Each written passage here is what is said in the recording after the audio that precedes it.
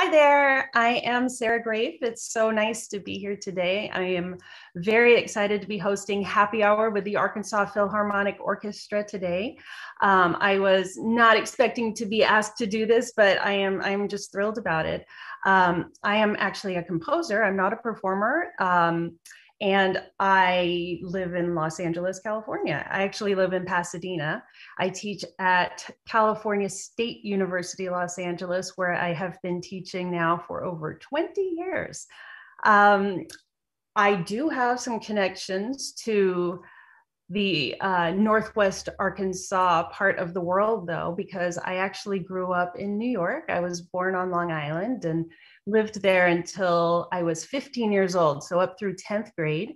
And then at that point, I moved with my family to Tulsa, Oklahoma, where I finished out my last 2 years of high school. So only about 80 miles there from Bentonville, Fayetteville, in that area.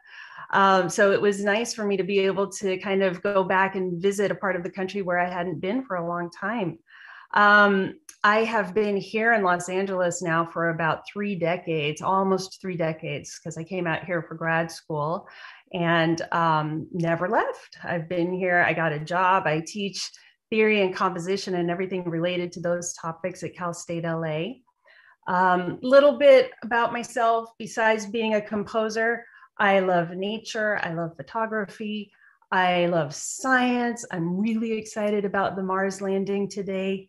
I also volunteered for many years with the Alaska Whale Foundation, and I spent summers up on an old boat in Southeast Alaska, which was a highlight of my life. Whales will always have a very special place in my heart.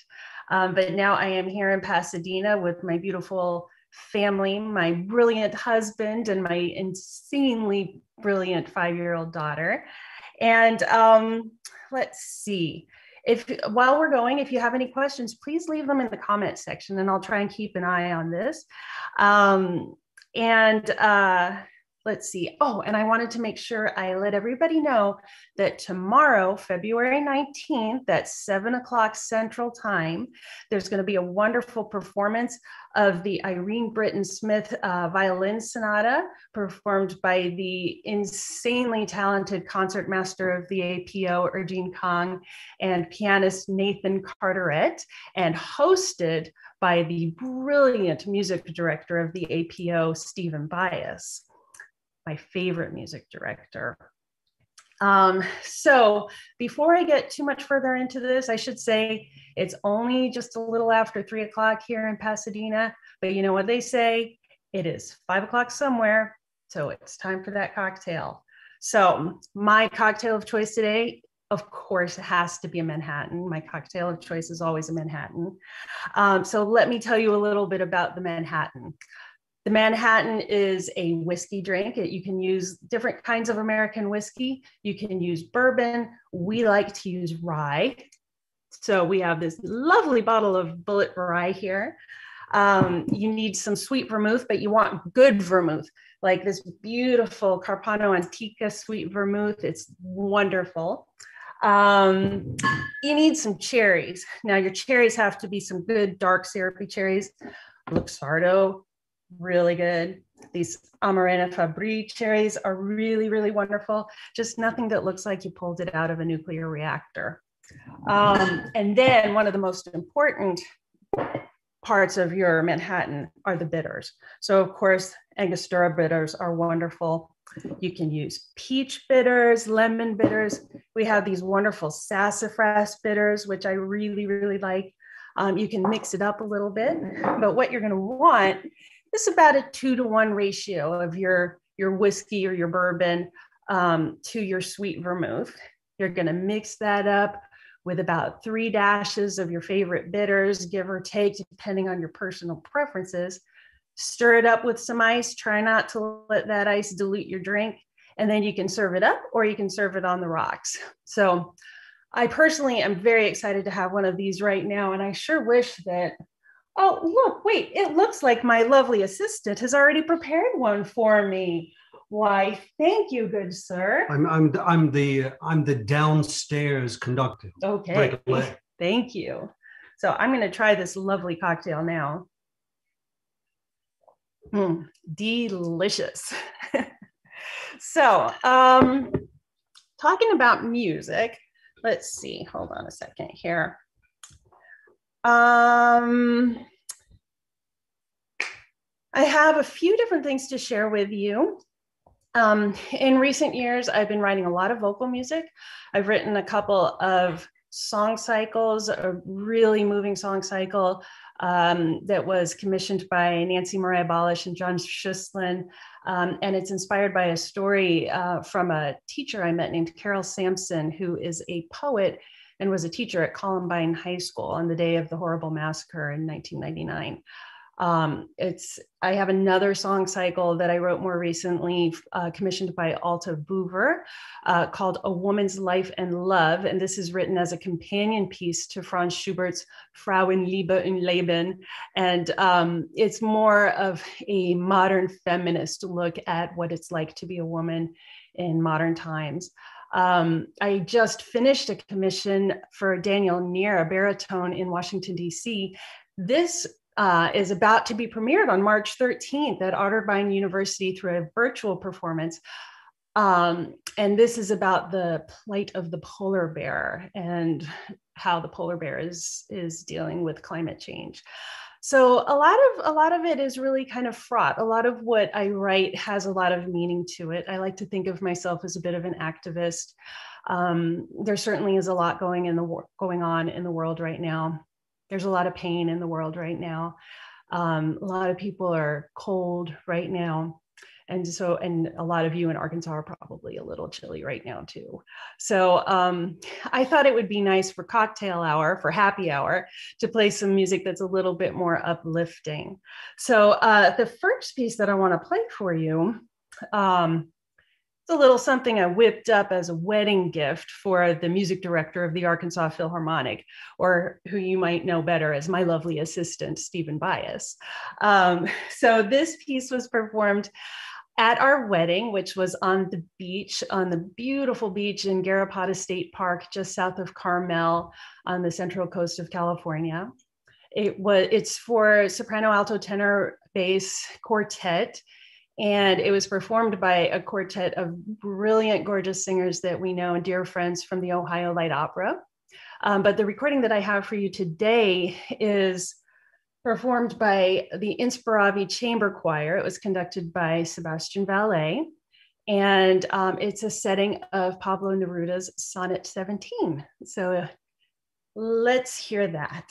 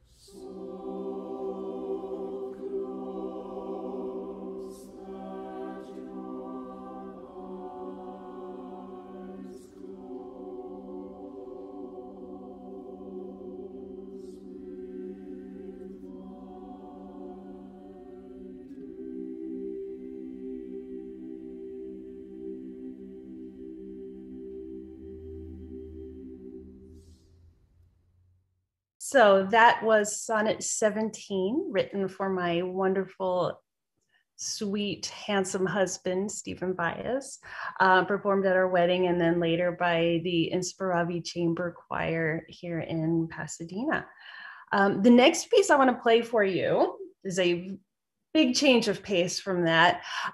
This piece is actually written for a good old-fashioned player piano. And the story behind this is that my very dear friend, Veronica Krauses, who I believe is with us right now watching with her folks from up in Canada, she is a wonderful composer and entrepreneur and creative producer. And she acquired a player piano and had the wonderful idea of commissioning several composers to each write a short piece for player piano and put it together in a collective. And part of the fun of this was actually having a live performance of player piano pieces, which you think, okay, well, it's a concert of short piano pieces. But then you realize, wait, there are no humans on stage for a player piano. And so you have a room full of people watching a piano.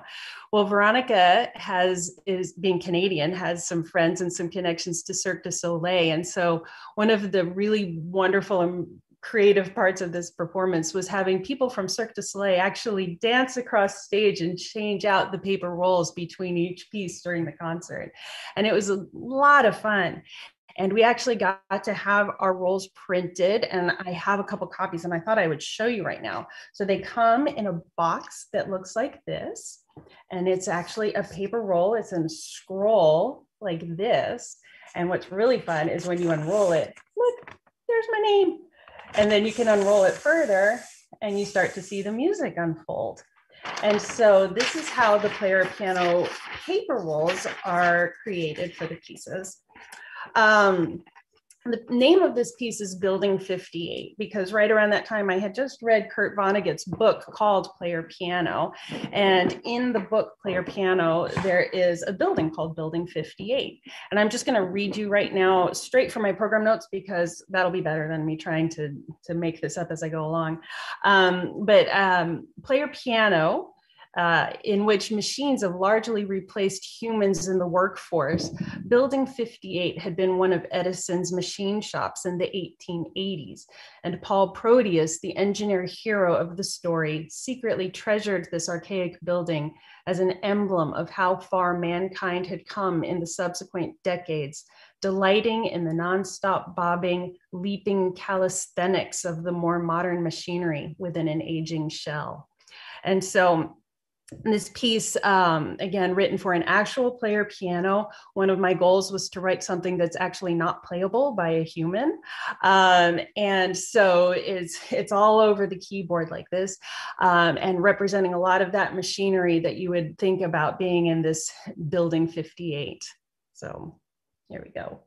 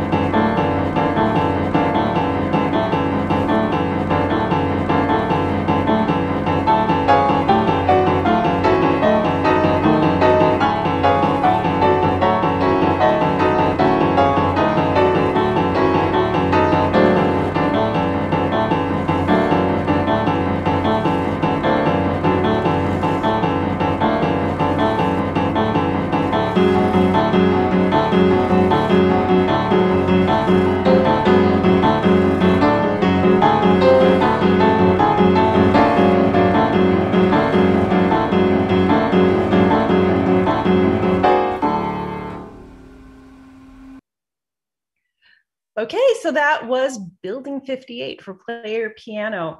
And here's a little sciencey thing I love about this too, is that being an actual roll, an actual paper roll, one of the things that you can actually hear in this recording of the actual player piano playing this piece is that as the roll spins out, right, the diameter gets smaller and it spins faster and faster and faster. So there's a built-in accelerando in the piece towards the end, and you can really hear it speed up towards the end, which I think is lots of fun. It's not something I had anticipated when I wrote this piece, my very first piece for player piano, but I love that about it.